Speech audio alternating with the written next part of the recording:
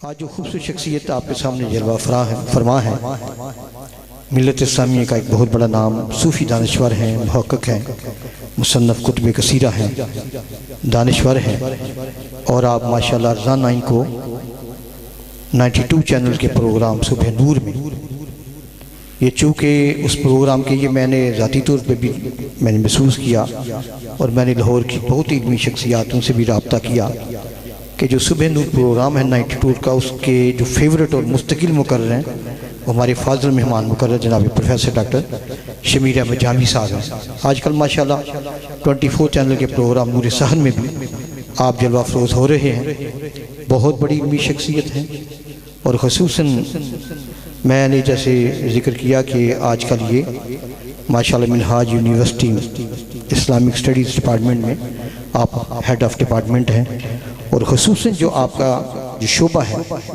وہ تصوف ہے، صوفیزم ہے، اور آپ جانتے ہیں کہ صوفیزم جو ہے وہ تو ساری کا سارا محبت الہی اور محبت رسول صلی اللہ علیہ وسلم کا نام ہے۔ محبت فاتح عالم وہی فاتح زمانہ جو دلوں کو فتح کرے۔ یہ کسی گروہ کا، تنظیموں کا، یہ صوفیزم جو ہوتا ہے یہ کسی تنظیموں کا، انجمنوں کا محتاج نہیں ہوتا، اس کی محاذ پوری امت اور پوری انسانیت ہوتی ہے۔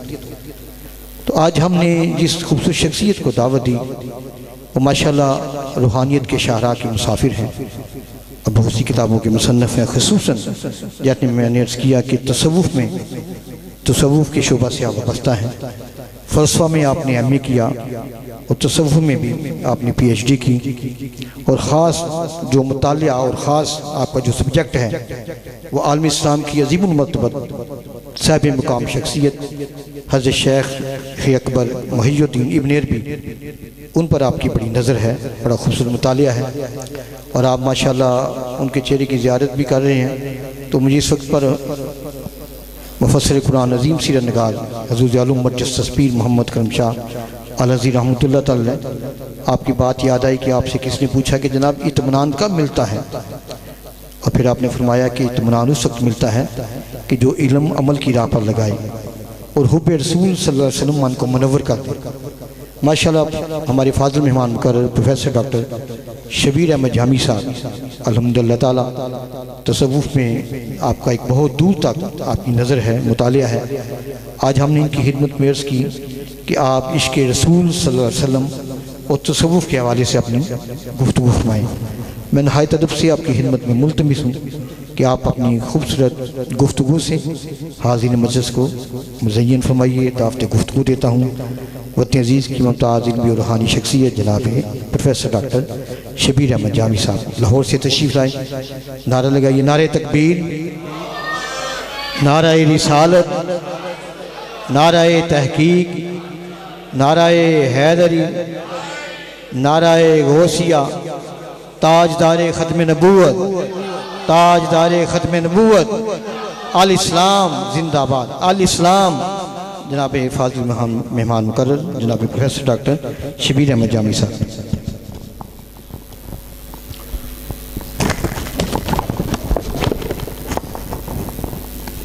نحمدہ ونصلی ونسلم علی رسولہ الکریم، اما بعد فاعوذ باللہ من الشیطان الرجیم، بسم اللہ الرحمن الرحیم، الف لام میم، ذالک الکتاب لا ریب فیہ ھدی للمتقین، صدق اللہ العظیم وبلغنا نبیہ الکریم۔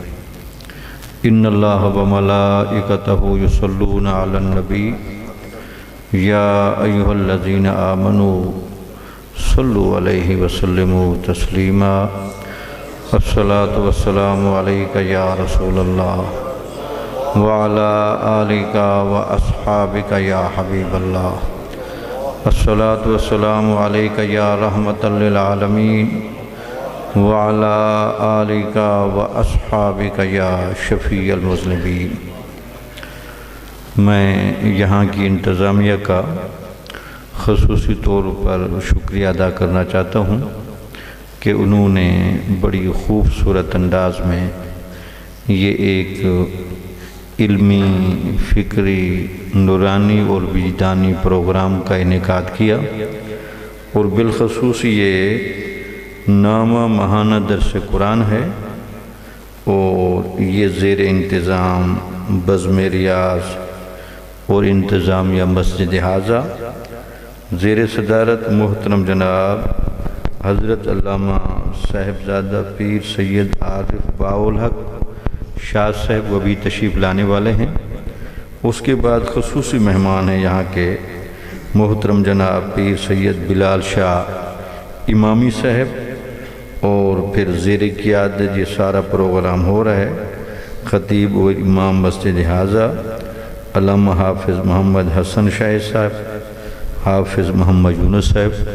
اللہ تعالیٰ ان تمام کی یہ مساعی کو اپنی بارگاہ میں منظور و مقبول فرمائے، اور جن کی صدارت میں یہ پروگرام ہو رہا ہے ان کی سرپرستی اور آپ کی نیاز بندی منظور و مقبول فرمائے۔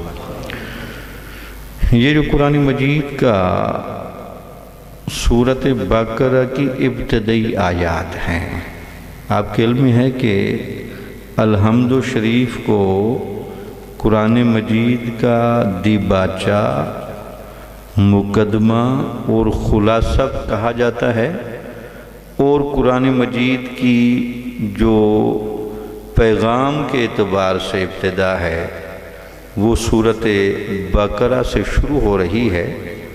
تو اللہ تعالیٰ کے چونکہ علم تھا کہ قرآن مجید کے حوالے سے میں کچھ بنیادی باتیں لوگوں کو بتا دوں کہ یہ کون سی کتاب ہے جو نازل کی جا رہی ہے، اور اس کتاب سے صحیح معنی میں فائدہ حاصل کرنے کی شرط کیا ہے۔ تو جیسے کہتے ہیں نا ڈاکٹر صاحب جب نسخہ لکھتے ہیں تو نسخہ لکھنے کے بعد وہ بتا دیتے ہیں جی اس سے یہ فائدہ ہوگا، لیکن اس کا فائدہ حاصل کرنے کا طریقہ یہ ہے۔ تو قرآن مجید جو رہنمائی اور ہدایت کا منبع ہے اس کا تعارف دیکھیں اللہ تعالیٰ کس انداز سے آپ کو اور مجھے کروا رہے ہیں۔ شروع میں فرمایا کہ الف لام میم، ان کو کہتے ہیں حروف مقطعات۔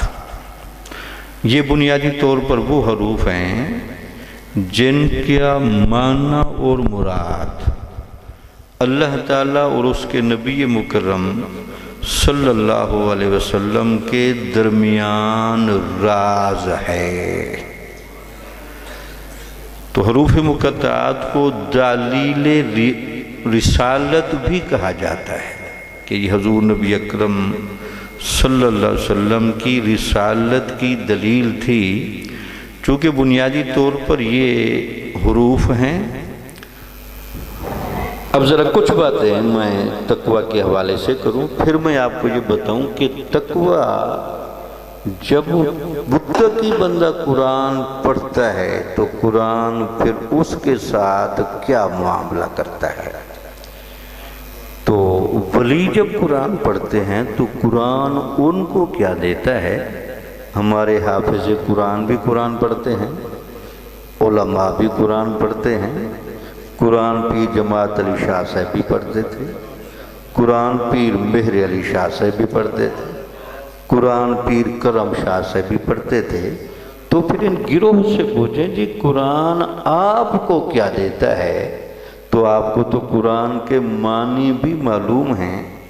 تو یہ قرآن کیا دیتا ہے اس پر بات کرنے سے پہلے ذرا میں آپ کو تقویٰ سے متعلقہ کچھ چیزیں میں بیان کروں۔ اس میں کوئی شک نہیں کہ ایک ہوتی ہے محبت دلیل کی۔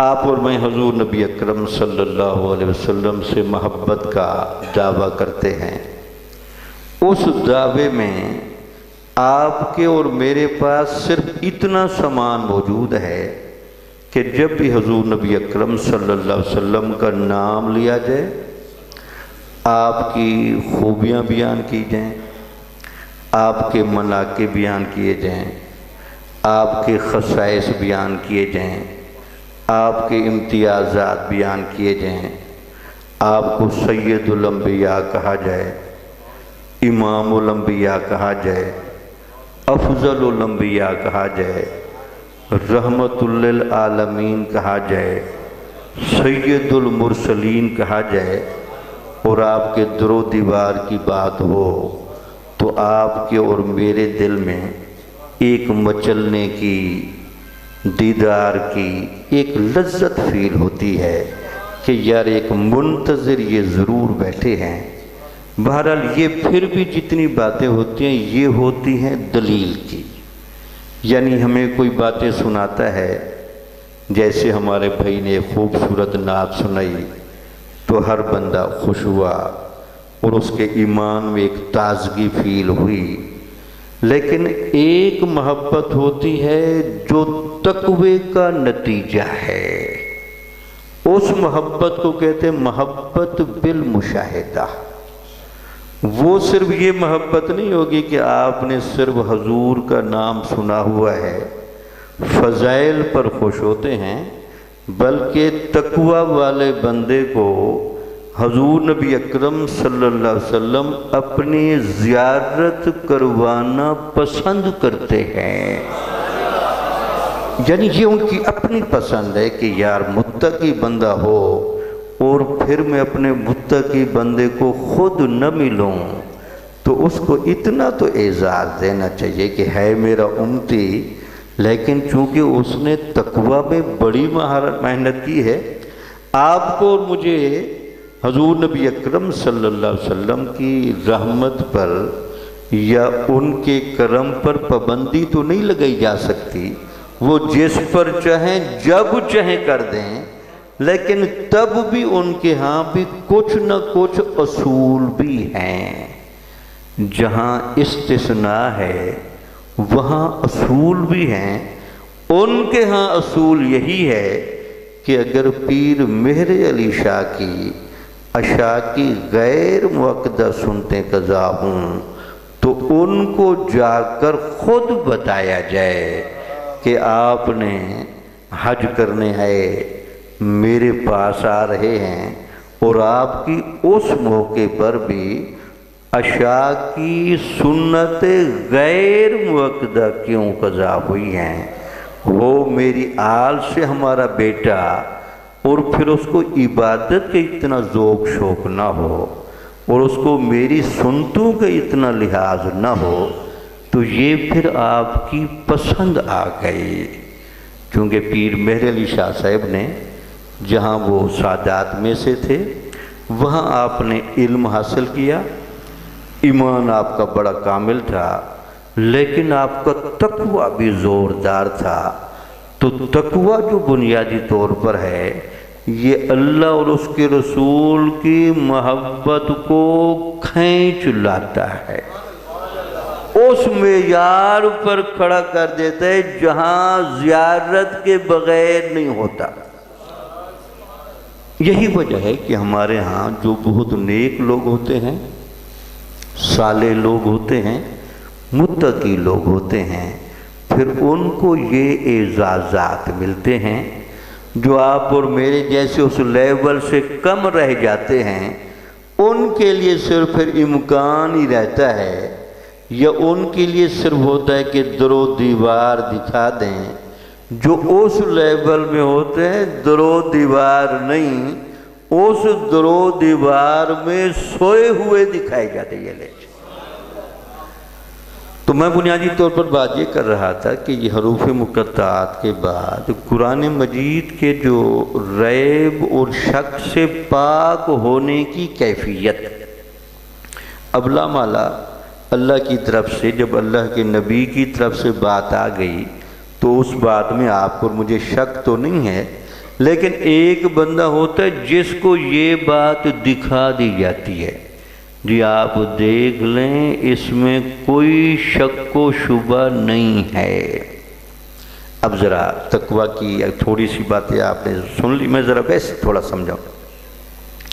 آپ اور میں جب یہ سمجھتے ہیں کہ یہ جو پانی ہے یہ آپ کے اور میرے جسم کے ہر پہلو کو پاک صاف کر لیتا ہے، آپ کے واش روم سے متعلقہ معاملات ہوں پانی صاف کر دے گا، آپ نے وضو کرنا ہے پانی صفائی کا باعث، آپ نے غسل کرنا ہے تو یہ پانی صاف کرتا ہے۔ تو یعنی ہمارے جسم کی ساری صفائی تو وابستہ ہے پانی سے، لیکن آپ کو پتہ ہے کہ ہمارے دماغ کو بھی صاف ہونا چاہیے، ہمارے دل کو بھی صاف ہونا چاہیے، ہماری روح کو بھی صاف ہونا چاہیے۔ دماغ، دل اور روح کو صاف کرے گا تقویٰ۔ تو گویا کہ تقویٰ ایسا پانی ہے جو آپ کے دماغ مکمل صفائی کر دے گا، آپ کے دل کی مکمل صفائی کر دے گا، آپ کے روح کی مکمل صفائی جب یہ کر دے تو اللہ تعالیٰ قرآن مجید میں پھر فرماتا ہے ان اللہ یحب التوابین ویحب المتطہرین۔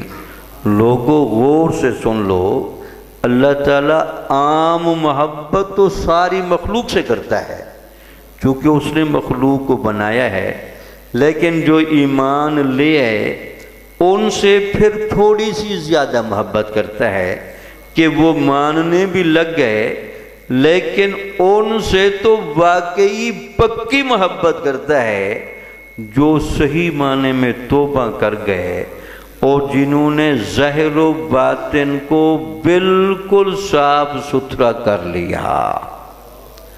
اب دیکھ لیں، صحیح توبہ، صحیح طہارت، یہ بھی تقویٰ ہے، یہ اللہ کی محبت کو کھینچ کر لے ہے۔ اب ہو نہیں سکتا صحیح توبہ والا بیٹھا ہو اور صحیح طہارت والا بیٹھا ہو، وہاں اللہ تعالیٰ کی محبت کی نگاہ نہ رہے، یہ اللہ کہتا ہے نہیں ہوگا۔ ہاں، جہاں توبہ والا صحیح نہیں بیٹھا، جہاں صحیح طہارت والا نہیں بیٹھا، وہ بندہ عام رحمت میں بیٹھا ہے، اس کو عام رحمت ملتی رہے گی۔ وہ کہے جی مجھے بھی خاص رحمت دیں، تو اللہ تعالیٰ پر پابندی تو نہیں کہ خاص رحمت نہ دے، لیکن اللہ تعالیٰ کہتا یہ ہے کہ یار جو میرا اصول ہے نا، اگر تو اس اصول پر پورا اتر ہے اور تو صحیح معنی میں توبہ کر جائے زندگی میں اور صحیح معنی میں تو طہارت والا بن جائے، تو پھر میں تجھ سے محبت کروں گا۔ آپ نے دیکھا کہ ہمارے تصوف کے لٹریچر میں محبوب دو لوگوں کو کہا جاتا ہے، ایک کو کہتے ہیں محبوب سبحانی حضور غوث پاک کو، دوسرے کو کہتے ہیں محبوب الہی خواجہ نظام الدین اولیاء کو۔ تو دیکھیں نا، یہ محبوب بن کے بیٹھے ہیں، اللہ تعالیٰ ان کا محب ہے، یہ اللہ کے محبوب ہیں۔ تو یہ جو صحیح توبہ ہے اور یہ صحیح طہارت ہے، یہ صحیح تقویٰ ہے، یہ بنیادی طور پر بندے کو اللہ کا، اللہ کے نبی کا محبوب بناتا ہے۔ ذرا اگلی بات بھی کروں۔ صحابہ نے عرض کی یا رسول اللہ صلی اللہ علیہ وسلم، ہم سارے صحابہ ہیں، تو ٹھیک ہے صحابیت کے اعتبار سے تو آپ کا کرم سب پر ہے، لیکن کچھ جگہوں پر ہمیں تھوڑا تھوڑا فرق بھی لگتا ہے۔ تو آپ نے بڑی خوبصورت مثال سے سمجھایا۔ آپ نے فرمایا بھئی دیکھو جی، جو میرے پاس سارے آئے ہیں یہ ہیں تو سارے میرے، لیکن کچھ کام کرنے ہوتے ہیں میں نے اور کچھ کام ذمہ آپ کے بھی ہیں۔ عمومی رحمت تو میں سب کو دے رہا ہوں، شرف صحابیت میں سارے داخل ہیں، لیکن میں دیتا سب کو ان کے ظرف کے مطابق ہوں۔ میری مثال بارش کی طرح ہے اور تمہاری مشال زمین کی طرح ہے۔ اب کوئی بندہ میرے پاس زرخیز زمین کے ساتھ آ رہا ہے، تو میری جب بارش پڑے گی تو اس سے تو سبزہ اگے گا، اس سے پھل اگیں گے، اور کوئی میرے ساتھ وہ زمین لا رہا ہے جس کی زمین بنجر ہے، جس کی زمین ریتلی ہے، تو پھر یہ میری طرف سے نہ سمجھیں۔ اگر تمہیں کہیں فرق ہوتا ہے وہ فرق میری طرف سے نہیں، وہ فرق تمہاری طرف سے ہے۔ تو ابو بکر میرے پاس زمین ہی وہ لے کر آیا۔ حضور نبی اکرم صلی اللہ علیہ وسلم نے فرمایا کہ سیدنا صدیق اکبر میرے پاس آئے ہی اس طرح ہیں کہ میرا دل کرتا ہے کہ جو کچھ اللہ نے مجھے دیا ہے وہ سارا میں صدیق اکبر کے دل میں انڈیل دوں۔ تو اس میں کمال میرا نہیں، کمال ابو بکر صدیق کا ہے، وہ دل ایسا لے کے آیا ہے۔ اسی طرح آپ نے دیکھا جو حضرت علی رضی اللہ تعالی عنہ دل لے کر آئے، جو حضرت عمر رضی اللہ تعالی عنہ دل لے کر آئے، جو حضرت عثمان غنی دل لے کر آئے، کبار صحابہ لے کر آئے، سارے لے کر آئے، تو جیسے جیسے زمین کا فرق تھا ویسے ویسے امتیاز بھی بنتے چلے گئے۔ لیکن استاد کا تو کام ہے لیکچر دے دینا۔ اب کلاس میں 50 بچے بیٹھے ہیں، کچھ ہوتے ہیں وہ بالکل سارا ہی استاد کا لیکچر لے جاتے ہیں، کچھ ہوتے ہیں آدھا لے لیتے ہیں، کچھ ویسے بھی بیٹھے رہتے ہیں۔ تو لیکن بہرحال ان کو شاگردی کا فیض تو مل جاتا ہے، صحابیت کا فیض تو سب کو ملا، لیکن مراتب کا بھی فرق آیا لوگوں کی محنت کے اعتبار سے۔ تو جیسے جیسے محنت کرتے گئے ویسے ویسے پھل ملتا گیا۔ یہ بات سمجھانا اس لیے ضروری تھی تاکہ آپ کو اس بات کا گہرا احساس ہو کہ جس کو ہم دنیا میں تصوف کہتے ہیں، یہ کیا وجہ ہے کہ ان لوگوں نے راتیں کس طرح گزاریں، ان لوگوں نے نمازیں کس طرح پڑھیں، ان لوگوں نے تلاوتیں کیسی کیں، ان لوگوں کی نوافل کیا ہیں، ان لوگوں کا اللہ کو یاد کرنا کیسے ہے، ان لوگوں کا دنیا میں رہتے ہوئے زندگی گزارنا کیسے ہے۔ تو جیسے جیسے وہ گزارتے گئے اسی کے اعتبار سے فیض میں فرق پڑتا گیا۔ تو تقویٰ اتنی بڑی طاقت ہے، ذرا اس کے بارے میں 2-4 اور باتیں بھی میں بیان کر کے پھر میں ذرا کچھ واقعات کو آپ کے سامنے رکھوں تاکہ آپ اور میں اس مضمون کو سمجھ سکیں اور زندگی میں اس بات کو شامل کریں کہ ہمیں بھی عام محبت رسول نہیں، خاص محبت رسول ملنی چاہیے۔ ہمیں بھی اللہ کی عام محبت نہیں، اللہ کی خاص محبت ملنی چاہیے۔ ہمیں بھی دین کا عام فیض نہیں، ہمیں بھی دین اسلام کا خاص فیض ملنا چاہیے۔ اس خاص جگہ پر آنے کے لیے وہ درکار ہے محنت آپ کی اور میری۔ اگلے تو دینے کے لیے تیار بیٹھے ہوتے ہیں، لیکن آپ کو پتہ ہے کہ دینے سے پہلے ظرف کو ضرور دیکھا جاتا ہے کہ ایک بندہ واقعی بہت پاکیزہ برتن لا رہا ہے، پھر اگلا تو دے دیتا ہے۔ اگر وہ کہے کہ نہیں جی برتن کی صفائی ابھی تک نہیں ہوئی تو اگلا دینے والا روک لیتا ہے، وہ کہتے جی برتن صاف کر کے لائیں، برتن اجلا کر کے لائیں۔ جتنی بھی بنیادی طور پر عبادات کا نظام رکھا گیا، شریعت کے جتنے بھی احکامات ہیں، اگر آپ اور میں صرف ایک جملے میں سمیٹنا چاہیں تو یہ آپ کے اور میرے ظاہر و باطن کو صاف کرنے کے لیے آئے ہیں۔ اسی نماز کا مقصد دیکھیں، ان الصلاۃ تنہی عن الفحشاء والمنکر۔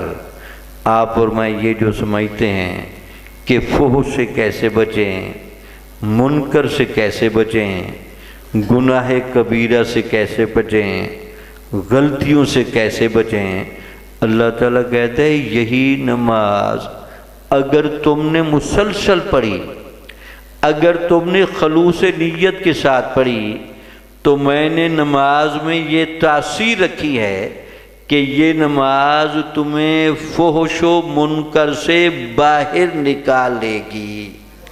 لیکن اگر تم نماز مسلسل نہ پڑھو اور نماز خلوص کے ساتھ نہ پڑھو، پھر بھی تم کہو جی اللہ تعالیٰ نے فحش و منکر سے بچنے کا بھی کوئی طریقہ بتایا ہے، تو قرآن مجید آپ کو اور مجھے مخاطب کر کے کہتا ہے کہ فحش و منکر سے بچنے کا نسخہ تو قرآن میں موجود ہے، اب آپ ہی اس نسخے کو لینا نہیں چاہتے، استعمال کرنا نہیں چاہتے، اس پر پورا اترنا نہیں چاہتے، تو پھر اللہ کی رحمت پر تو اعتراض نہ کریں جی، ہمیں اتنا آزمائش میں رکھا ہوا ہے، ہمارے لیے بڑی مشکلات ہیں، ہم سے نفس قابو نہیں ہوتا، ہم سے شیطان قابو نہیں ہوتا، ہم سے دنیا کی محبت قابو نہیں دیتی، تو اللہ تعالیٰ کہتے ہیں کہ ان تینوں پر قابو پایا جا سکتا ہے،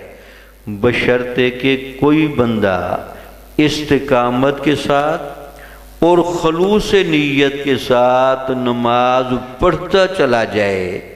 جس دن نماز نے اپنی روحانی لذت آپ کے اور میرے دماغ اور دل کو محسوس کرائی، اس روحانی لذت کے سامنے فحش و منکر کی ساری لذتیں فارغ ہو جائیں۔ وہ کہے کہ یار نماز میں اتنا سکون، نماز میں اتنی راحت، نماز میں اتنا حضور، نماز میں اتنے انوار الہیہ، نماز میں اتنا فیض نبوی اور نماز میں اتنا سکون۔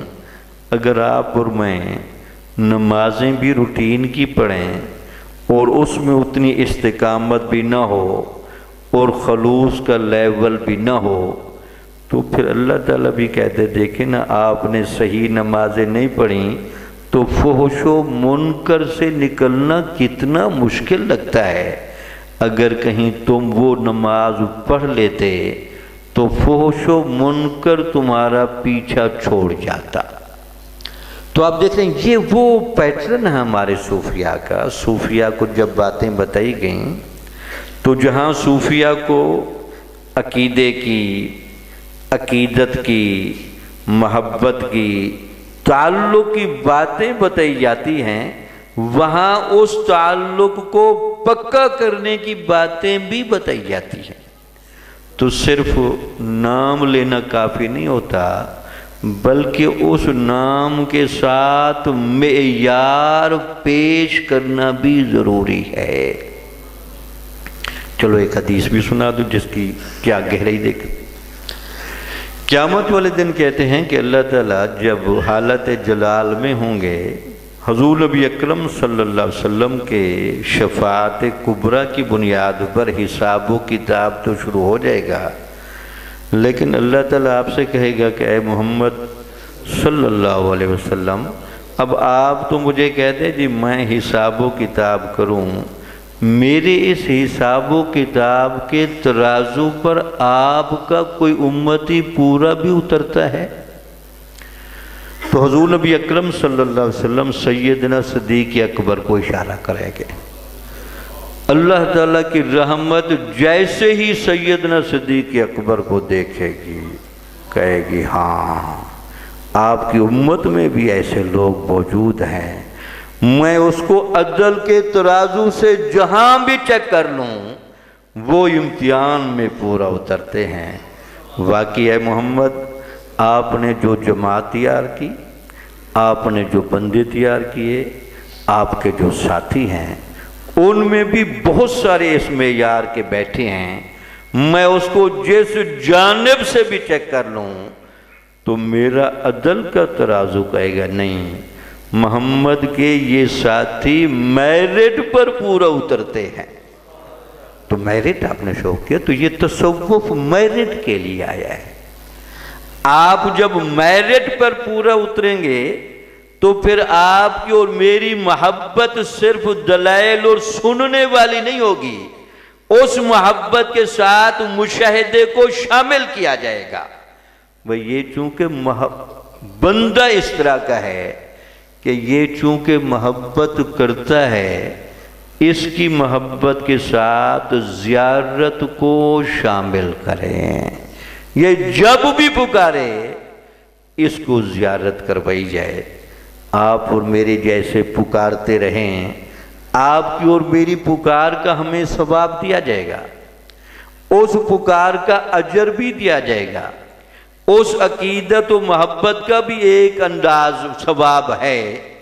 لیکن پھر کچھ ایسے بھی ہیں کہ جب وہ پکارنے پر آئیں تو حضور نبی اکرم صلی اللہ علیہ وسلم خود فرماتے ہیں، ویسے تو حضور نبی اکرم صلی اللہ علیہ وسلم کو اللہ تعالیٰ نے کیا شانیں دے رکھی ہیں، آپ جہاں بھی چاہیں آئیں جائیں، آپ جب بھی چاہیں سنیں، ہر وقت سنیں، تو لیکن آپ خود فرماتے ہیں کہ جو مجھ پر خالص محبت سے درود و سلام پڑھتا ہے میں خود سنتا ہوں، اور جو صحیح محبت کے ساتھ نہیں پڑھ سکتا، اگرچہ مجھے سننے کی عادت تو ہے لیکن پھر فرشتے مجھے جا کر پہنچاتے ہیں، جناب آپ کے فلاں امتی نے سلام بھیجا ہے، رکھ میں سلام اس کا بھی لیتا ہوں، اس کو بھی شاباش دیتا ہوں، لیکن اس کو 1000 مرتبہ شاباش دیتا ہوں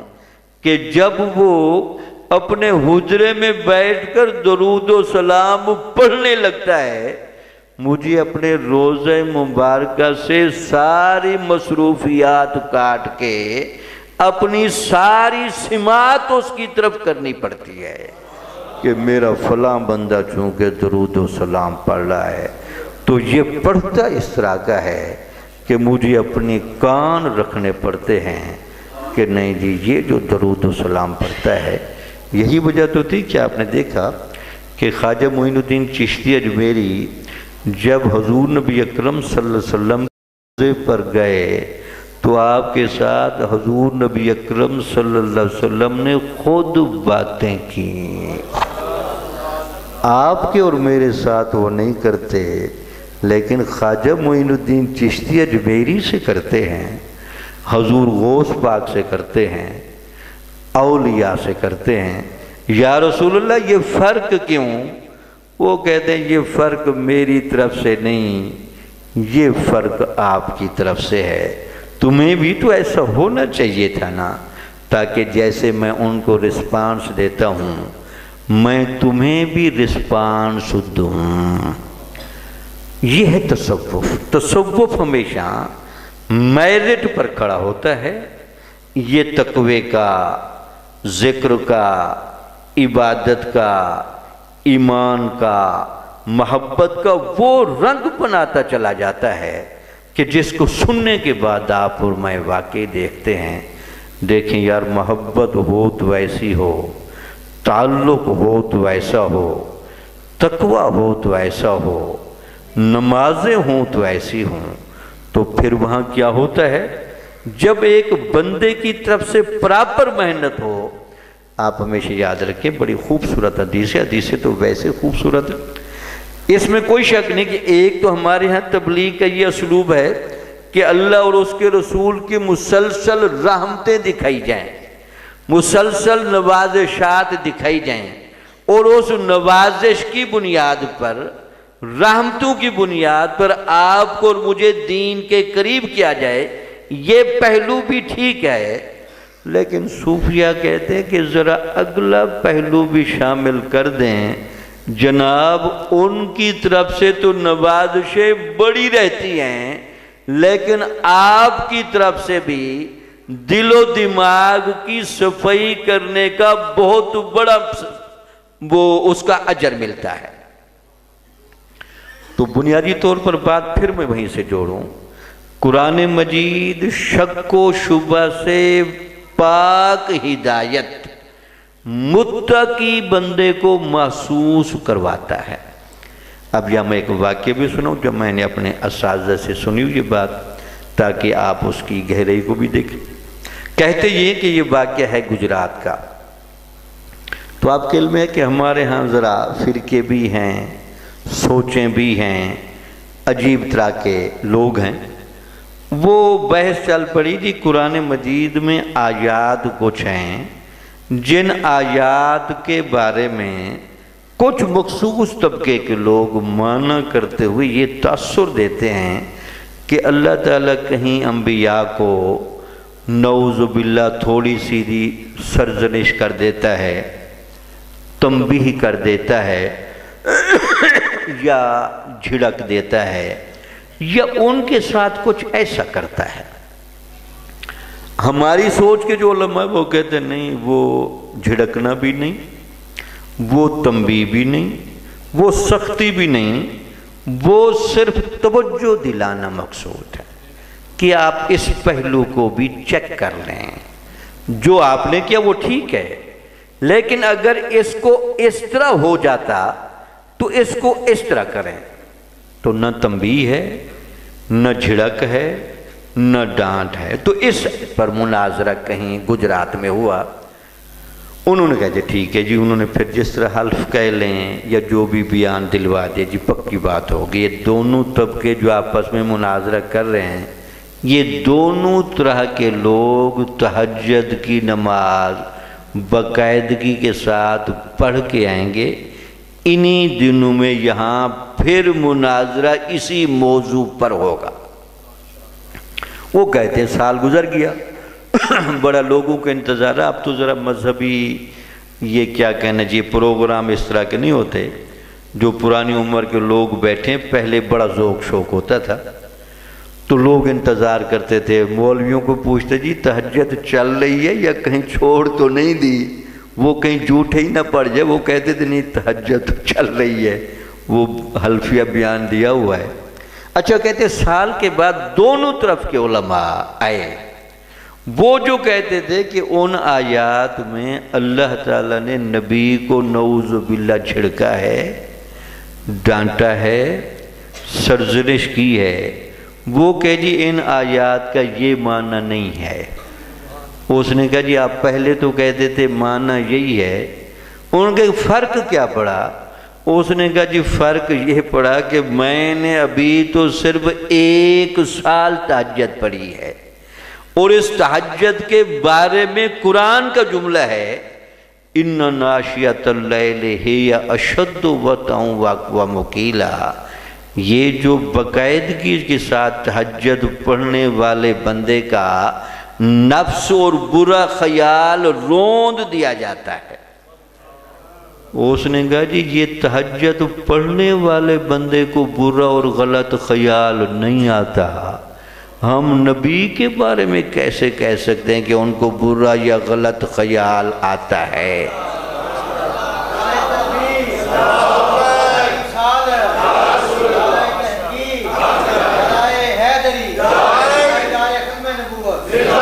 یہ بنیادی طور پر ہے تصوف۔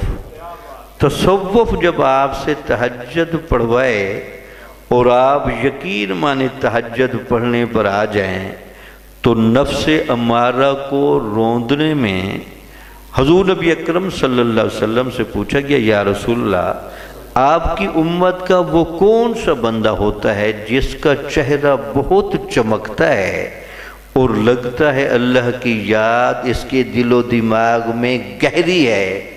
تو حضور نبی اکرم صلی اللہ علیہ وسلم نے فرمایا میری امت کا جو بندہ باقاعدگی کے ساتھ تہجد پڑھے، چونکہ تہجد کے وقت انوار الہیہ کی بہت بارش ہوتی ہے، وہ چونکہ بارش کے ماحول میں نماز پڑھ کے کھڑا ہوتا ہے تو یہ خیرات اس کو بھی ملتی ہے، پھر اس کی محبت پکی ہوتی ہے۔ آپ ہمیشہ یاد رکھیں جس دن دل و دماغ کی کامل صفائی ہوگی آپ نہیں بھی چاہیں گے آپ کو ہر طرف اللہ کے انوار جھلکتے نظر آئیں گے۔ اگر آپ کا دل و دماغ جس دن صاف ستھرا ہو گیا اس دن، قرآن 3 چیزوں کا نام ہے، قرآن کے اندر لفظ بھی ہے، قرآن کے اندر معنی بھی ہے، قرآن کے اندر انوار الہیہ کی کیفیت بھی ہے۔ یہی وجہ تھی نا کہ قرآن مجید کے اندر وہ آیت کا مضمون آپ دیکھیں، وَلَوْ أَنزَلْنَا هَذَا الْقُرْآنَ عَلَى جَبَلٍ لَرَأَيْتَهُ خَاشِعًا مُتَصَدِّعًا مِنْ خَشْيَةِ اللَّهِ، اگر ہم اس قرآن کو پہاڑ پر نازل کرتے تو پہاڑ کی وہی کیفیت بنتی جو موسیٰ علیہ السلام کے وقت بن گئی تھی۔ موسیٰ علیہ السلام بھی اللہ کے نور کی تجلی نازل ہوئی، پہاڑ ریزہ ریزہ ہو گیا، اور موسیٰ علیہ السلام دنیا میں زمین پر بے ہوش ہو کر تشریف لائے۔ یہ تو اللہ نے دنیا میں سینہ ہی صرف حضور کا ایسا بنایا ہے جو قرآن کے انوار و تجلیات کو برداشت کر سکتا ہے، ورنہ اگر یہ قرآن کسی اور جگہ اتارا جاتا اور قرآن اپنی کامل کیفیت کے ساتھ، لفظ کے ساتھ، معنی کے ساتھ، اس نور الہی کی کیفیت کے ساتھ آتا تو دنیا کی کوئی چیز اس کو برداشت نہ کر سکتی۔ اس کو اگر کوئی برداشت کر سکتا تھا تو وہ آمنہ کا لال حضرت محمد مصطفیٰ صلی اللہ علیہ وسلم کی ذات گرامی تھی۔ نعرہ تکبیر، نعرہ رسالت، نعرہ حیدری۔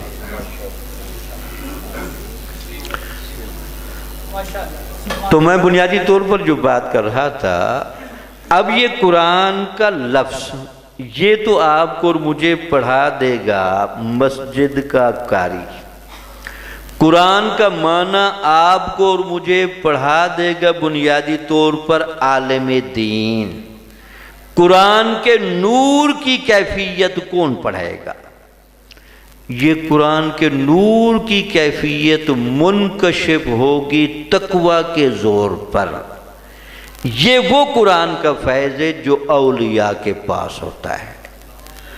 اولیاء کے پاس قرآن کے لفظ بھی ہیں، قرآن کا معنی بھی ہے، قرآن میں موجود انوار الہیہ کی کیفیت بھی اولیاء کے پاس ہے، لیکن لفظ اور معنی سب کو بتاتے ہیں، اس کے نور کی کیفیت صرف اس مرید کو بتاتے ہیں، اس کو بتاتے ہیں جو تقویٰ کے معیار کو پورا کرتا ہو۔ تو دیکھ لیں قرآن کا اور تصوف کا کتنا گہرا تعلق ہے۔ قرآن کے اندر جو انوار الہیہ ہیں، ذرا حدیث مبارکہ سنیں۔ حضور نبی اکرم صلی اللہ علیہ وسلم نے فرمایا کہ جس بندے کو یہ شوق ہو کہ دنیا میں اس کی ملاقات اللہ تعالیٰ سے ہو، آخرت میں نہیں، جنت میں نہیں، دنیا میں، اور جس بندے کو یہ شوق ہو کہ اس کی میرے ساتھ بھی دنیا میں ملاقات ہو، وہ بندہ قرآن مجید کو اپنے اوپر لازم کر لے۔ تو ہوگا کیا؟ پہلے تو قرآن آپ کو گزارے گا اپنے لفظوں سے، پھر قرآن آپ کو گزارے گا اپنے معنی سے۔ اگر آپ مسلسل قرآن کے معنی سے گزرتے گئے اور آپ کے پاس وہ تقویٰ بھی ہوا جو ھدی للمتقین میں تھا، تو اس تقویٰ اور فہم کے زور پر اللہ تعالیٰ آپ پر قرآن کے نور ہونے کی کیفیت بھی منکشف کرے گا۔ حضور غوث پاک کے بارے میں کہتے ہیں کہ آپ جب آخری عمر میں آئے تو آپ بڑی کثرت کے ساتھ تلاوت کرتے تھے۔ جو آپ کے بڑے قریبی خلفاء تھے انہوں نے پوچھا حضور آپ تو قرآن کے پکے حافظ ہیں، پھر قرآن کی تلاوت کا آپ کا معمول صبح بھی ایک دفعہ، رات کو ایک دفعہ، دو دفعہ تو 24 گھنٹوں میں قرآن پڑھا جائے، یہ دیکھ کر کیوں پڑھتے ہیں؟ آپ کو تو زبانی پڑھنا چاہیے۔ پہلے تو آپ چپ رہے، آپ کو پتہ ہے جو خاص خلفاء ہوتے ہیں وہ راز کی بات اگوا لیتے ہیں۔ انہوں نے کہا بھائی میں قرآن میں کوئی لفظ اور معنی تھوڑا دیکھتا ہوں، میں اللہ تعالیٰ کی اس کتاب میں انوار الہیہ کا سمندر دیکھتا ہوں۔ قرآن کھلتا اس لیے ہے کہ مجھے لفظ بھی آتے ہیں، مجھے معنی بھی آتے ہیں، لیکن قرآن مجید کے اندر جو انوار الہیہ کا رنگ ہے وہ قرآن جو ہی میں کھولتا ہوں وہ سارے انوار میرے سامنے چلتے رہتے ہیں۔ کہیں اللہ تعالیٰ کی صفات جمالیہ ہیں، کہیں اللہ تعالیٰ کی صفات جلالیہ ہیں، کہیں اللہ تعالیٰ کا رحمت بھرا پیغام، کہیں اللہ تعالیٰ کی گرفت کا پیغام، میں وہ ساری باتیں پڑھتا ہوں اور اس کیفیت میں گم ہوتا ہوں۔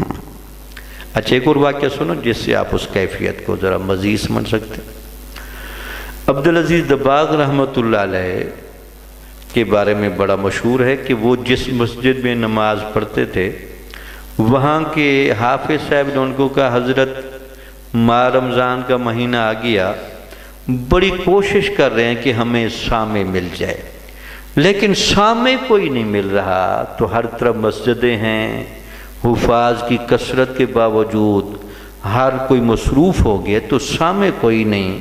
اس زمانے میں شاید احتیاط بھی بہت زیادہ تھی کہ یار کوئی غلطی رہ گئی تو گرفت نہ ہو، تو یہ بڑی تشویش چلی ہوئی ہے۔ حافظ تو میں بھی پکا ہوں، لیکن اگر کوئی غلطی ہوگی اور پیچھے بتانے والا نہ ہوا تو مسئلہ بہت ہو جائے گا۔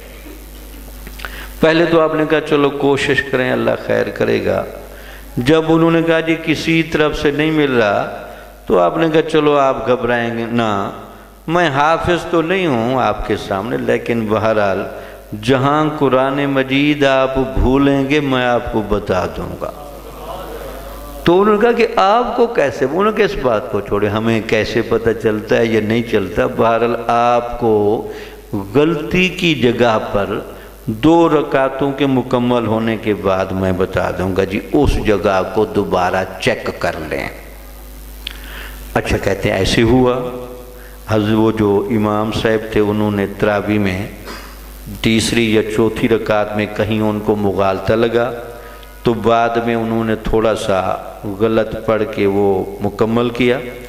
آپ نے کہا جی وہ فلاں جگہ سے آپ دوبارہ دیکھ لیں قرآن مجید کو اور اس کو اگلی رکعت میں دوبارہ صحیح کر کے پڑھیں۔ پہلے تو اس نے آپ کی طرف ذرا سوالیہ انداز میں دیکھا تو آپ نے کہا چلو کوئی نہیں، آپ مجھے دیکھیں نا، ذرا قرآن مجید کو اٹھا کر چیک کر لیں تو آپ کو شاید کوئی مغالطہ لگا ہے۔ اس نے جب چیک کیا تو واقعی اس نے کہا جی واقعی آپ نے ٹھیک ہے، مجھے مغالطہ لگ گیا تھا تو متشابہ کی بنیاد پر میں کہیں اور چلا گیا۔ بعد میں سارے مسجد والے آپ کو گھیر گئے، بھئی آپ تو حافظ ہیں ہی نہیں، یہ بتائیں کہ آپ کو کیسے پتہ چلا کہ یہ قرآن مجید یہاں سے غلط پڑھا جا رہا ہے یا متشابہ کی بنیاد پر اور آیتیں شامل ہو رہی ہیں؟ اس نے کہا یار راز کی باتیں بتانی تو نہیں چاہیے، لیکن شاید اس کے بغیر یہ فتنہ دور نہیں ہوگا۔ آپ نے کہا کہ جب آپ قرآن مجید پڑھنا شروع کرتے ہیں آسمان سے مسلسل نور آپ کے سر پر پڑتا ہے۔ اب صرف ولی کی نگاہ دیکھ سکتی ہے، چونکہ وہ تقوی والا بندہ ہے، تقوی والے بندے کو قرآن نور الہی کی کیفیت دکھا دیتا ہے۔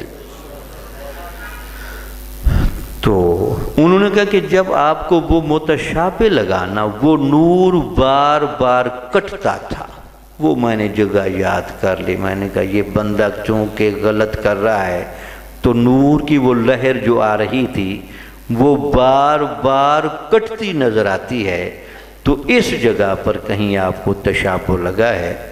تو یہ دیکھیں تو قرآن کے اندر لفظ بھی ہیں، قرآن کے اندر معنی بھی ہے، قرآن کے اندر انوار الہیہ بھی ہیں۔ قرآن کا لفظ اور معنی شاید آپ اور میں جانتے ہیں، لیکن انوار الہیہ کی کیفیت کو نہیں جانتے، چونکہ اس کیفیت کو جاننے کے لیے شرط ہے تقوی۔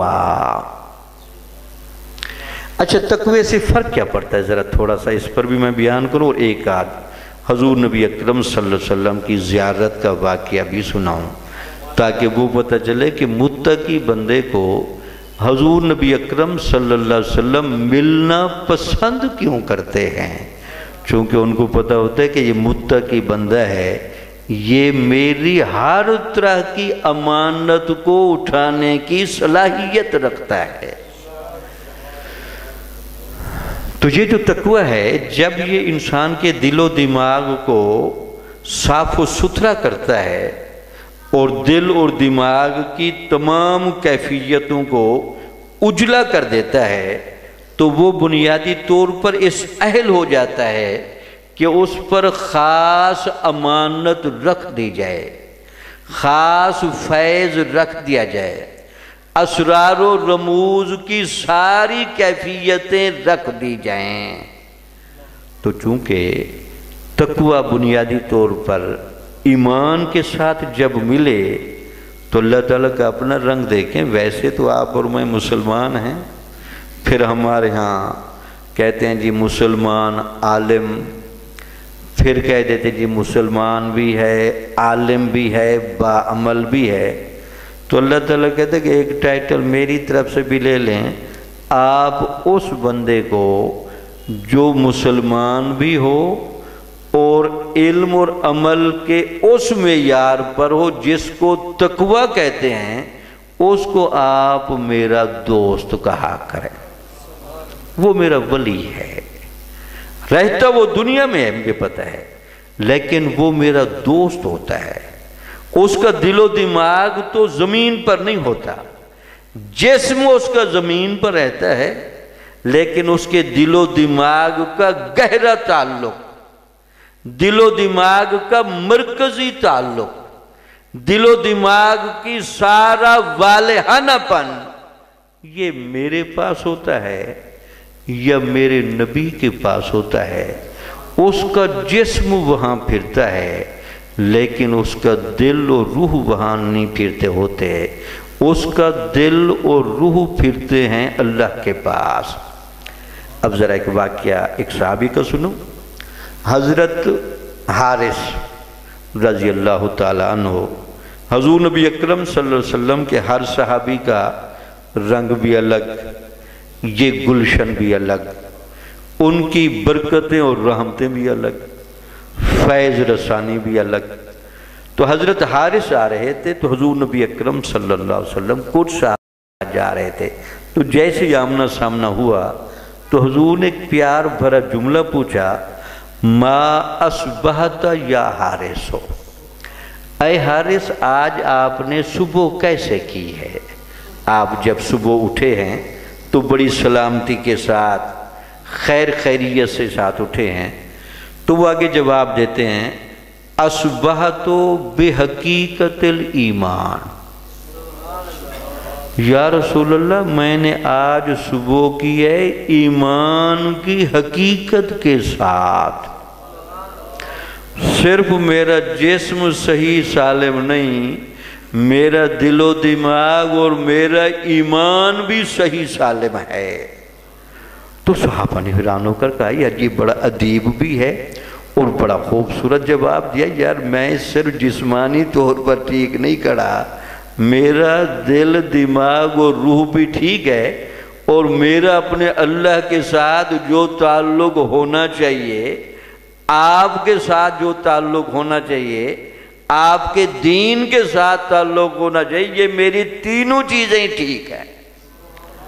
تو حضور نے پوچھا، اے حارث یہ جو آپ نے جملہ کہا کہ میں نے ایمان کی حقیقت کے ساتھ صبح کی ہے، ہر چیز کی ایک حقیقت ہوتی ہے، تیرے ایمان کی کیا حقیقت؟ تو صحابی نے کہا یا رسول اللہ دن کے ٹائم میں روزہ رکھتا ہوں، رات کو میں جاگ کر عبادت کرتا ہوں، تو میرا یہ دن کا روزہ رکھنا، میرا یہ رات کا عبادت کرنا، یہ جو میرا جذبہ ہے یہ آپ کے ساتھ تعلق کو، اللہ کے ساتھ تعلق کو اور دین کے ساتھ تعلق کو صحیح رکھتا ہے، میرا اس میں کوئی مطلب یہ ہے کہ گنجائش نہیں، بالکل میں کریکٹ کھڑا ہوں۔ تو حضور نبی اکرم صلی اللہ علیہ وسلم نے فرمایا کہ اچھا اے حارث، یہ جو تو کام کرتا ہے کہ دن کو تو رکھے روزے اور رات کو تو عبادت کرے، تو پھر تجھے اس پر کیا ملتا ہے؟ تو حضرت حارث نے کہا کہ میں اس وقت بھی جنت اور دوزخ کو دیکھتا ہوں، جنتی لوگوں کو جنت میں جاتے ہوئے دیکھتا ہوں، دوزخی کو ایک دوسرے کے اوپر گرتے ہوئے دیکھتا ہوں۔ لوگ تو کہتے ہیں تصوف کہاں سے آیا؟ یہ جذبہ عبادت جن پر اولیاء کی سوانح بھری پڑی ہے، یہ چیزیں کہاں سے آ گئیں؟ یہ ساری چیزیں ان لوگوں نے حضور نبی اکرم صلی اللہ علیہ وسلم سے لی ہیں، یہ چیزیں صحابہ سے لی ہیں، یہ چیزیں خیر القرون سے لی ہیں، اور اس کو مزید پالش کیا گیا، مرتب کیا گیا، ڈھالا گیا، اس طرح کر کے یہ تصوف وجود میں آیا۔ حضور نبی اکرم صلی اللہ علیہ وسلم نے جب اپنے صحابی کا یہ خوبصورت جملہ سنا تو آپ نے ایک تو یہ فرمایا، اے حارث اس کیفیت کو قابو رکھنا، اس کیفیت کو ہمیشہ قابو رکھنا، عبادت کا یہ جذبہ کبھی ہاتھ سے نہ جانے دینا، یہ جو امور غیبیہ کا انکشاف ہے یہ تیرا اور آگے بڑھے گا۔ دوسرا پھر صحابہ کہتے ہیں کہ جب وہ چلا گیا تو ہم نے حضور نبی اکرم صلی اللہ علیہ وسلم سے پوچھا گا، یا رسول اللہ یہ بھی آپ کا عجیب غلام ہے؟ تو آپ نے بڑا خوبصورت جملہ کہا، یہ ساری بات اگر آپ نے پڑھنی ہو، داتا صاحب رحمت اللہ علیہ نے یہ ساری بات کشف المحجوب میں لکھی ہے۔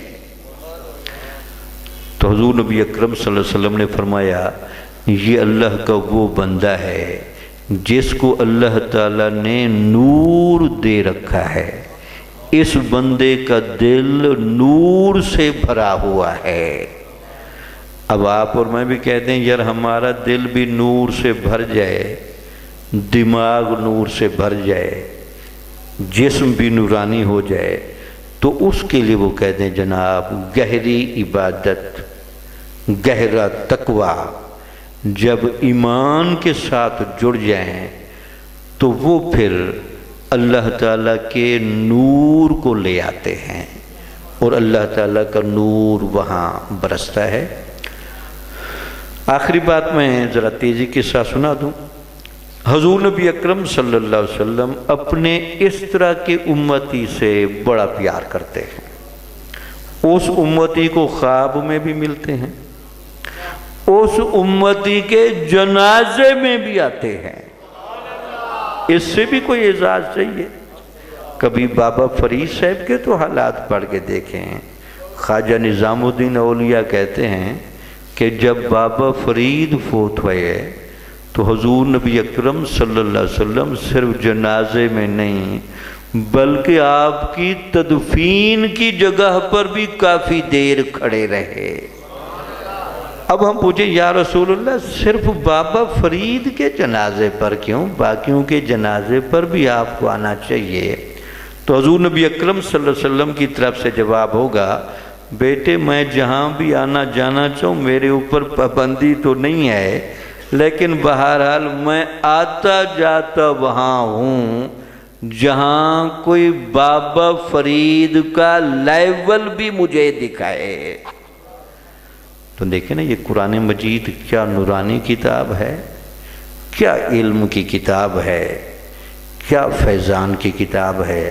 اللہ تعالیٰ کا آپ کا اور میرا تعلق قرآن کے ساتھ سازگار کرے، آپ کو اور مجھے صرف عام محبت والا نہیں خاص محبت والا بنائے، دلائل کی محبت والا نہیں مشاہدے کی محبت والا بنائے، صرف ہمیں باتوں سے لذت لینا نہ آئے بلکہ ہمیں وہ منظر بھی نظر آئیں جن منظر کی وجہ سے وہ تڑپنے کی کیفیت میں مزید اضافہ ہوتا ہے، مزید چاشنی بڑھتی ہے، اور اللہ تعالیٰ زیر صدارت جن کی صدارت میں یہ پروگرام ہو رہا ہے اور جنہوں نے اس پروگرام کو ارینج کیا، اللہ تعالیٰ سب کو ڈھیروں رحمتیں عطا فرمائے، برکتیں عطا فرمائے اور ان کا سایہ تا دیر ہمارے سروں پر قائم و دائم رکھے۔ وآخر دعوانا ان الحمدللہ رب العالمین۔ ماشاءاللہ۔ نام عظیم الشان درس قرآن کی اس علمی فکری اور تربیتی نشست میں وطن عزیز کے ممتاز روحانی اسکالر جناب پروفیسر ڈاکٹر شبیر احمد جامی صاحب اپنی مواضع حسنہ سے ہمیں مستفید فرما رہے تھے۔ چونکہ یہ نامہ درس قرآن تھا تو ہم نے بھی کوشش کی کہ ایک سنجیدہ فکر دانشور کو ہم بلائیں اور یہ درس قرآن جو ہے اس کو درس قرآن کی شکل میں پیش کریں۔ جناب ڈاکٹر صاحب کے خطاب کے دوران زین مسجد سجادت گرامی مرتبہ جناب جانشین فخر سادات پیر سید بھول اکشا صاحب زیر مجدور تشریف لائے، آپ کا شکریہ بھی ادا کرتے ہیں، آپ کو ہم خوش آمدید بھی کہتے ہیں۔ میں آخر میں چونکہ مجھے 3-4 سوالوں کی مجھے کہا گیا تھا، لیکن چونکہ میں نے محسوس کیا ہے کہ یہ جو سوال تھے ان کا کافی جواب جو ہے وہ جناب ڈاکٹر صاحب نے اپنے لیکچر میں دے دیا ہے۔ ایک تو یہ کہ تصوف کی ضرورت اور اہمیت موجودہ دور میں کیوں ضروری ہے، یہ سوال تھا۔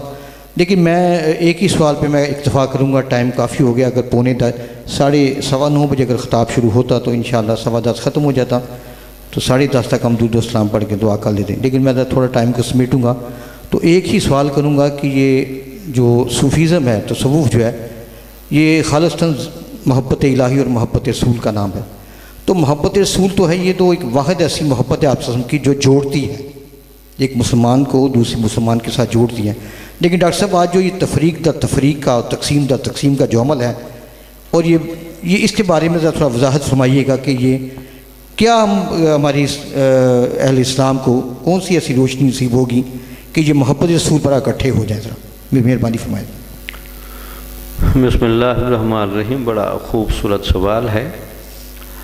اب ہمارے ہاں کچھ کیا کہنا چاہیے کہ ذرا چیزوں کو بڑی گہرائی اور سنجیدگی میں لینے کی بجائے ذرا ان کو سطحیت کے ساتھ اور عام طریقے سے لینے کی عادت زیادہ پڑ گئی ہے، اور پھر اس کے ساتھ اس مسئلے کا حل کرنے کی بجائے مزید الجھاؤ یا پیچیدگی کا ماحول بھی وابستہ کر دیا جاتا ہے۔ ورنہ دین کی بات کرنے کے باقاعدہ حضور نبی اکرم صلی اللہ علیہ وسلم نے بھی اور قرآن مجید نے بھی اصول بیان کیے ہیں۔ یعنی آپ اگر کسی کو دین کی بات بتانا چاہتے ہیں تو اس کے 3 اصول ہیں: ادعو الی سبیل ربک بالحکمت والموعظۃ الحسنۃ وجادلہم باللتی ہی احسن۔ آپ کسی کو دین کی دعوت دیں حکمت کے ساتھ، پھر آپ دین کی دعوت دیں موعظہ حسنہ کے ساتھ، پھر آپ دین کی دعوت دیں جدال احسن کے ساتھ۔ یہاں صرف 2 باتیں میں ساتھ ملاؤں اور پھر اس کو ذرا میں محبت کے ساتھ بھی آپ کو جوڑ کے دکھاؤں۔ ہونا تو یہ چاہیے کہ جیسے حضور نبی اکرم صلی اللہ علیہ وسلم نے اپنی زندگی میں کیا کہ آپ کی جب تک 3 خصوصیات نمایاں نہیں ہوئیں، آپ نے اظہار نبوت کا آپ کو آرڈر نہیں دیا گیا۔ پہلی تو یہ تھی کہ آپ نے سب کے سامنے اپنا صادق و امین ہونا ظاہر کیا۔ چونکہ آپ دین کی دعوت دینے لگے ہیں تو آپ ٹھیک ہوں خود، ایسا نہ ہو کہ لوگ آپ کو غلط سمجھتے ہیں اور آپ کی وجہ سے دین کو بھی غلط سمجھے، تو اس کے لیے صادق اور امین۔ اور تیسری بات جس کی حضرت خدیجہ الکبریٰ رضی اللہ تعالی عنہ نے گواہی دی، مخلوق کا صحیح ہمدرد ہونا۔ یہ 3 خوبیاں جب سب پر ظاہر ہو گئیں تو اب اللہ نے آپ کو کہا جی آپ اپنی نبوت کا اعلان کریں۔ اب وہ سیڑھی ہاتھ میں آ گئی ہے کہ اب لوگ دین کی بات کو سنیں گے۔ اب جب تک یہ نہ ہو تو دین کی بات آپ نہ کریں، چونکہ لوگ صرف آپ کے کردار کی وجہ سے، آپ کے لب و لہجے کی وجہ سے، آپ کی سختی کی وجہ سے، آپ کے ناجائز رویے کی وجہ سے وہ پورے دین سے متنفر ہوں گے۔ بھئی یہ بندہ دین سے نفرت، یہاں دو لفظ بولتا، ہمارے دین میں غیرت بھی ہے، ہمارے دین میں امن بھی ہے۔ غیرت کی جگہ پر غیرت دکھائیں، امن کی جگہ پر امن دکھائیں۔ ایسا نہ ہو کہ آپ اتنے پر امن ہوں اور غیرت نہ رہے، آپ اتنے غیرت مند بھی نہ ہوں کہ امن نہ رہے۔ تو یہ دونوں لازم و ملزوم ہیں۔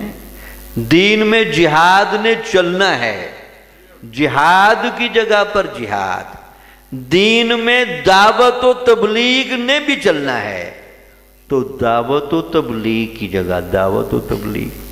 میں نے مثال سے بات عام طور پر گزارش کرتا ہوں، مجدد الف ثانی بھی ہمارے تھے، خواجہ نظام الدین اولیاء بھی ہمارے تھے۔ خواجہ نظام الدین اولیاء کافروں کو گلے لگاتے تھے، بھئی نہیں، چونکہ ان کو مسلمان کرنا ہے، ان سے اخلاق، ان سے پیار، ان سے اچھا رویہ، اور جہاں پتہ چلے کہ نہیں کفر ہم پر چڑھائی کر رہا ہے اور ہمارے لیے غلط سامان کر رہا ہے، تو وہاں غیرت کا مظاہرہ۔ تو غیرت کے مظاہرے کم ہوتے، ایک اور مثال دوں، جو کافر میدان جنگ میں تلوار لے کر آ گیا ہے اس کو تو بھاگنے نہ دیں، لیکن جو کافر ویسے میدان میں نہیں آیا، آپ کے ویسے معاشرے میں پھر رہا ہے، تو اس کو اسوہ نبوی کے اتباع میں کھڑے ہو کر مسلمان کر کے دکھائیں۔ وہ لڑائی کا حقدار نہیں، لڑائی کا حقدار وہ ہے جو وہاں آیا ہے۔ یہ آپ کے اخلاق کا، آپ کے پیار کا، آپ کے امن کا حقدار ہے۔ اس کے سامنے اسلام کا خوبصورت چہرہ دکھائیں۔ ہم نے کافروں کو مارنا نہیں، ہم نے کافروں کو بھی مسلمان کرنا ہے، تو مسلمان کرنے کا رویہ بھی ہونا چاہیے، اور جہاں کافر مقابلے میں آ جائے تو وہاں غیرت مند بھی ہونا چاہیے۔ تو ہمارے ہاں یہ ایک عجیب تقسیم ہے کہ جو غیرت کے نام پر ہے وہ ہر جگہ ہی غیرت مند بن گئے ہیں، اور جو امن پر ہے وہ ہر جگہ ہی امن والے بن گئے ہیں۔ نہیں، دونوں میں ایک توازن چاہیے، غیرت کی جگہ پر غیرت، امن کی جگہ پر امن۔ کبھی ایسے لوگوں کو یہ واقعہ بھی پڑھ لینا چاہیے، خواجہ معین الدین چشتی اجمیری کی وہ کیا پالیسی تھی، آپ کے اندر وہ کون سا گہرا عشق رسول تھا، آپ کے اندر وہ گہرا کون سا عشق الہی تھا، آپ کے اندر وہ کون سا گہرا محبت دین کا پہلو تھا کہ آپ نے ہندوستان جیسے شرک بھرے ماحول میں کھڑے ہو کر اصلاح کے نام پر، تربیت کے نام پر، اسوہ حسنہ کے زور پر وہاں 70 لاکھ بندے مسلمان کر کے دیے۔ تو ہم بنیادی طور پر کافروں کو مسلمان کرنے والے ہیں، مسلمانوں کو کافر بنانے والے نہیں۔ ہم دین کے امن کے پہلو کو بھی مانتے ہیں، دین کے اندر موجود غیرت کے پہلو کو بھی مانتے ہیں، لیکن دونوں کا میدان الگ الگ ہے۔ جہاں غیرت چاہیے وہاں امن نہیں چاہیے، جہاں امن چاہیے وہاں غیرت نہیں چاہیے۔ یہ محبت رسول کا، محبت الہی کا بنیادی پیغام یہی ہے کہ باہم اتحاد اور اتفاق کے ساتھ اس قافلہ عشق و محبت کو چلنا چاہیے، اس میں دراڑیں نہیں ڈالنی چاہیے۔ کیا ہر شخص فتویٰ دے سکتا ہے؟ قرآن و حدیث کی روشنی میں ذرا اس کی وضاحت فرمائیے گا۔ اس میں کوئی شک نہیں، فتویٰ دینے کے لیے تو پہلے آپ کو میں ایک حدیث مبارکہ کا واقعہ بھی سنوں، اس کو حدیث کہہ لیں یا واقعہ کہہ لیں۔ حضرت علی رضی اللہ تعالیٰ عنہ کے زمانے میں ایک صحابی درس دے رہے تھے، آپ وہاں سے گزرے تو آپ نے ایک بندے سے پوچھا، یار یہ جو بندہ آپ کو سمجھا رہا ہے دین کی باتیں، یہ کوئی ناسخ و منسوخ کو جانتا ہے؟ تو انہوں نے کہا جی حضرت یہ تو ناسخ و منسوخ کو نہیں جانتا، دین کے اندر کچھ احکامات پہلے دیے جاتے ہیں، وقت گزرنے کے ساتھ ساتھ وہ حکم بدل جاتا ہے، اس بات کا اس کو پتہ نہیں۔ تو آپ نے فرمایا کہ اسے میرا پیغام دے دیں آئندہ یہ درس نہ دیا کرے۔ تو یہ واقعی یہ معیارات پہ ہم نے نہیں بنانے ہوتے، قرآن و حدیث نے متعین کر دیے ہیں۔ جن کا علم اتنا گہرا ہے کہ وہ وجہ کفر معلوم کر لیتا ہے، ان کو تو اجازت ہے جی آپ فتوے لگائیں، لیکن جن کو وجہ کفر معلوم نہ ہو سکے اور کفر سے کم درجے کی چیزوں کو بھی آپ کافر کہتے چلے جائیں تو جناب پھر آپ زیادتی کر رہے ہیں۔ جو چیز جو بنتی ہے وہ کہیں، جو نہیں بنتی وہ مت کہیں۔ تو فتویٰ دینا یہ دین اسلام کے اندر بہت بڑا ذمہ داری کا کام ہے۔ حضور نبی اکرم صلی اللہ علیہ وسلم نے یہاں تک فرمایا کہ اگر کسی بندے نے کسی کو کافر کہا، اگلا بندہ کافر نہ ہوا تو وہ کفر اس کی طرف پلٹ آئے گا، تو لہٰذا وہ جس کو کافر کہا جائے وہ کافر نہیں بنے گا، بلکہ وہ کفر کا فتویٰ دینے والا کافر بنے گا۔ تو ان تنبیہات کی روشنی میں جو ہمارے دوست ہوتے ہیں، علماء ہوتے ہیں، تو ان کو فکر کرنی چاہیے جی فتویٰ کا جو ایک خالص معیار ہے اس کو چیک کر لیں۔ ہمارے احناف کے ہاں باقاعدہ یہ قاعدہ بڑا مشہور ہے، کسی بندے کی ایسی عبارت، کسی بندے کا ایسا جملہ، کسی بندے کی ایسی گفتگو جس کے معنی اور مطالب آپ نکالتے چلے جائیں اور شک در شک کریں، اس کی 100 جہتیں آپ بنائیں، ایک جہت سے مسلمان نکل آئے تو 99% اس کی کفر کی نظر انداز کر دے۔ چونکہ آپ اور میں، ہمارے علماء یہ انسان ہیں، کفر کا فتویٰ دینے کی اجازت یا اصلاً اللہ کے پاس ہے یا اللہ کے نبی کے پاس ہے، جن کے سامنے باطن کا ہر پہلو کھل جاتا ہے۔ لیکن بہرحال اگر ایسا امکان ہو کہ تھوڑی سی بے احتیاطی ہوئی، تھوڑا سا جملہ آگے پیچھے ہوا اور آپ نے بغیر سوچے سمجھے کفر کا فتویٰ لگا دیا، تو آپ نے کفر کا فتویٰ لگا کے دین کے معیار کو چیلنج کیا، دین کا بنا ہوا وہ جو ایک لیول ہے اس کو آپ نے خراب کیا۔ تو ایسا نہیں کرنا چاہیے، اپنا مطالعہ بڑھائیں، احناف کی کتابوں کا مطالعہ کر لیں، ان کے اصول طے ہیں، اس اصولوں میں اگر کوئی کافر بنتا ہے تو کہہ دیں، لیکن ان اصولوں میں کافر نہ بنے اور آپ ویسے کافر کہتے رہیں تو یہ علمی دیانت کی بات نہیں، اس سے نحوست طاری ہوگی، اسلام کے امن کے پہلو کو بھی نقصان پہنچے گا، اور اسلام کا یہ چمکتا ہوا چہرہ اس شاب یعنی بڑی تازگی کے ساتھ پھر نظر نہیں آئے گا۔ تو ایسی باتوں سے پرہیز کرنا چاہیے۔ وآخر دعوانا ماشاءاللہ۔ آخر میں بزم ریاض اور انتظامیہ مسجد کی طرف سے جناب فاضل مقرر مہمان جناب ڈاکٹر صاحب کا شکریہ ادا کرتا ہوں، اسٹیج پر موجود سادات کرام کا، علماء کرام کا، آپ سب احباب کا بہت شکریہ۔ خصوصاً میں اپنے برادرم عزیزم ہماری مسجد کی امام اور خطیب جناب حافظ حسن شاہد صاحب، اللہ تعالیٰ اس نوجوان کی توفیقات میں اضافہ فرمائے، ماشاءاللہ بڑی محنت کرتا ہے یہ۔ تو ایک اعلان سماعت فرمائیں، انشاءاللہ تعالیٰ اگلا جو درس قرآن ہے وہ 14 جنوری کو، وہ 22 جمادی الثانی ہے، یوم سیدنا صدیق اکبر رضی اللہ تعالیٰ عنہ۔ تو انشاءاللہ 14 جنوری کو بروز ہفتہ بعد نماز عشاء یہاں انشاءاللہ تعالیٰ یوم سیدنا صدیق اکبر کے حوالہ سے رضی اللہ تعالیٰ عنہ یہ محفل ہوگی درس قرآن کی، جس میں ہمارے مبلغ اسلام خطیب ذیشان حضرت علامہ صاحبزادہ غلام بشیر نقشبندی صاحب، وہ گجرات سے تشریف لائیں گے، خصوصی خطاب فرمائیں گے. 2 شیر اسلام کے، اس کے بعد سید صاحب کی خدمت میں عرض کروں گا کہ آپ خصوصی دعا فرمائیں. حضور نبی پاک صلی اللہ علیہ وآلہ وسلم کی محبت سے سرشار فرما، ہمارے ظاہر و باطن کو قرآن پاک کے نور سے منور فرما، تقوی کی دولت عطا فرما یا رب العالمین. جو دوست احباب اس درس قرآن کا اہتمام فرماتے ہیں سب کو جزائے خیر عطا فرما یا رب العالمین. ہمارے جتنے بھی مرحومین ہیں سب کی بخشش فرما. قبلہ ریاض حسین چودھری صاحب، دیگر جو احباب جن کی دعا کے لیے کہا ہے سب کی بخشش فرما. جنت الفردوس میں اعلیٰ مقام عطا فرما، بیماروں کو شفا عطا فرما، ہمارے ملک کو سلامتی عطا فرما. علامہ یعقوب صاحب یا انہیں جنت الفردوس میں اعلیٰ مقام عطا فرما. جو بھی کسی کی نیک تمنا خواہش ہے پوری فرما. ہار ہیں، بدکار ہیں، ڈوبے ہوئے ذلت میں ہیں، کچھ بھی ہیں مگر تیرے محبوب کی امت سے ہیں. ہمارے صغائر و کبائر معاف فرما. ربنا تقبل منا انک انت السمیع العلیم وتب علینا انک انت التواب الرحیم.